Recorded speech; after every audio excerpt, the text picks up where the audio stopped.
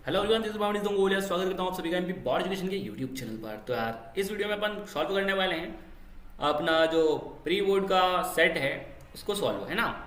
अब इसको इसलिए सॉल्व कर रहे हैं, इसके ऑब्जेक्टिव्स ना काफ़ी ज़्यादा माइंड रखेंगे अपने मेन एग्जाम में। 32 नंबर के ऑब्जेक्टिव्स आते हैं। मैं कह सकता हूँ कि भाई साहब 20 से 22 या फिर 25 नंबर तक के ऑब्जेक्टिव्स इन्हीं में से आएंगे।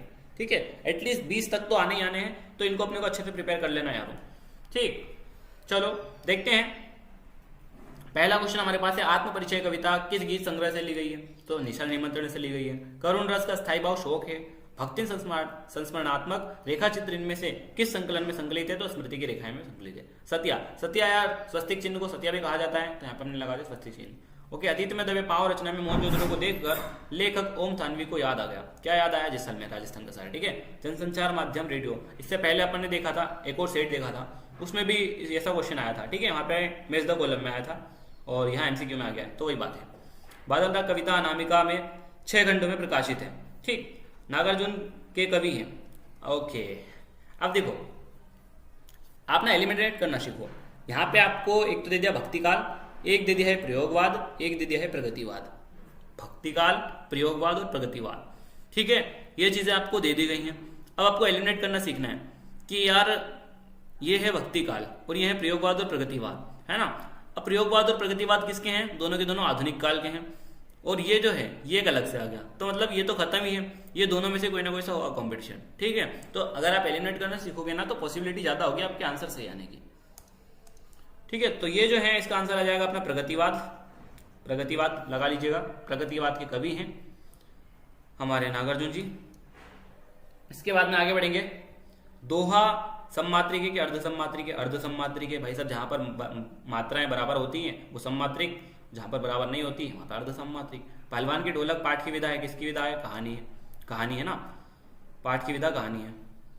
इसके अलावा जब अपन आगे बढ़ेंगे, जब मूल वाक्य के साथ एक या अधिक वाक्य और भी मिल जाए तो वो क्या बन जाएगा? मिश्र वाक्य बन जाएगा। सोंदलगेकर मास्टर क्या पढ़ाते थे? मराठी पढ़ाते थे।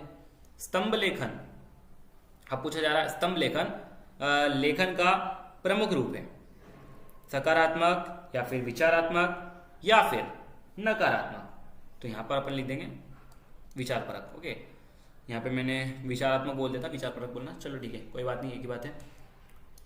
अब देखो हरिवंश राय बच्चन, हरिवंश राय बच्चन जी जो हैं वो हमारे हालावाद के प्रवर्तक हैं।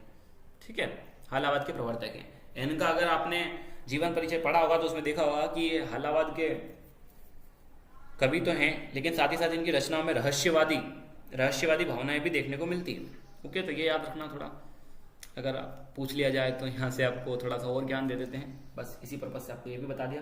इसके बाद में देखो उपमेय की उपमान से श्रेष्ठता, कौन सा अलंकार आएगा यहाँ पे? व्यक्तिरेख अलंकार। ठीक है, तो ये लगा दिया हमने सेकेंड। फिर देखो तुषारपात यानी कि ओलावृष्टि, ओले बरसना, ये लो यहाँ पे हमने लगा दिया तीसरा। शिरीष के फूल, शिरीष के फूल किन्होंने लिखा था? हमारे हजारी प्रसाद द्विवेदी जी ने, तो ये लगा दिया। समहाउ इम्प्रॉपर, अब यार जो समहाउ इम्प्रॉपर है ये हमारा यशोधर बाबू जी का तकिया कलाम था, तो यहाँ पे अपन लगा देंगे ये सामने के सामने, नहीं, ये हो गया अपना पांचवा। रेडियो नाटक की अवधि कितनी होनी चाहिए? होनी चाहिए 30 मिनट से 60 मिनट, तो ये अपना छठा हो गया। क्लियर? चलो इतनी चीजें हमने कंप्लीट करी। आगे आते हैं, हमारे पास आ चुके हैं एक वाक्य में उत्तर देने वाले प्रश्न। पहला पूछा जा रहा है हमसे, कवि उमाशंकर जोशी ने अपने खेत में कौन सा बीज बोया था? तो उन्होंने बोया था कल्पना का बीज। कौन सा बीज? कल्पना का बीज। ओके, इसके अलावा आन श्याम घनश्याम को नोच उठे वन मोर पंक्ति में कौन सा अलंकार है? तो यहाँ पे अपने को अलंकार बताना है। सो इसका आप थोड़ा याद रखिएगा कि यहाँ पर पूछा जा रहा है, यहाँ पे बताना है अपने को भ्रांतिमान अलंकार। ठीक है, भ्रांतिमान अलंकार। आधुनिक युग की जो मीरा है वो किसे कहा जाता है? कहा जाता है महादेवी वर्मा जी को, है ना। अपनी जो पाठ्य पुस्तक है उसमें इनका चैप्टर है भक्तिन। ठीक है, उनकी जो लेखिका है महादेवी वर्मा जी, उन्हें ही आधुनिक युग की मीरा कहा जाता है। ओके, चलिए अगर इतना अपने को क्लियर हो चुका है तो अब हम बढ़ते हैं आगे। सो यहाँ पर पूछा जा रहा है हमसे, मेला आंचल के लेखक का नाम लिखिए। अब मेला आंचल जो रचना है इसके लेखक है हमारे फणीश्वरनाथ रेणु जी।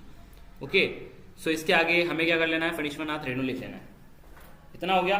चलिए आगे बढ़ते हैं। काठ की हांडी बार बार नहीं चढ़ती, इसका मतलब क्या है? काठ की हांडी बार बार नहीं चढ़ना, इसका मतलब क्या है? इसका मतलब ये है कि छल कपट बार बार नहीं चलता, छल कपट बार बार नहीं चलता। आनंद यादव का मन किस बात के लिए तड़पता था? आनंद यादव का मन किस बात के लिए तड़पता था?